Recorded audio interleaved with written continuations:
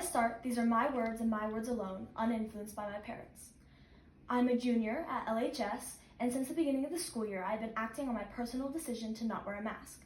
This should have been a respected decision, but astonishingly, I was arrested on school grounds due to this decision. Arrested. I now owe $1,000 in trespassing citations for freely going to school.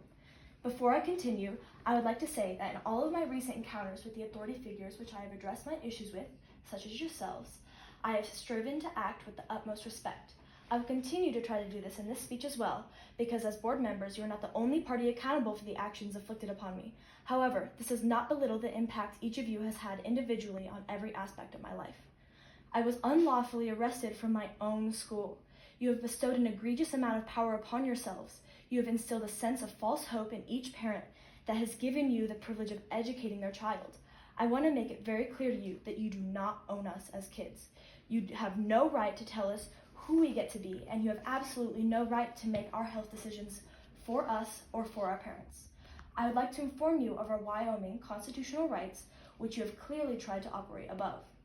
Article 1, Section 38A states, each competent adult shall have the right to make his or own healthcare decisions. The parent, guardian, or legal representative of any other natural person should have the right to make healthcare decisions for that person. Let that sink in for one moment. You have taken enough power into your hands that it's as if you're trying to become the legal guardian of not only me, but every child enrolled under your umbrella. You may believe that what you're doing is, quote-unquote, what's best for all, but you cannot legally do any of this. Parents, that's a scary thought. Before you, as parents, make a decision, I want you to acknowledge that I am pro-choice for the masks. I don't want to make my fight about the efficacy of masks or masks alone. I want this to be about our civil liberties and the liberties of you as a parent to decide for your own child. I am begging everyone listening to me right now to realize how divided we have become. This is about high school students. High school is hard enough already. Why are we making it harder? Why are we teaching these kids wrong things? And what are we teaching the kids of a younger school age? Why can't we just come together and let these families make their own decisions so we can all go back to school to deal with normal high school problems? I hope what I've said has impacted at least some of you to realize how necessary it is to put an end to this fight and once again unify ourselves. Lastly, I want every single one of you to let this sink in.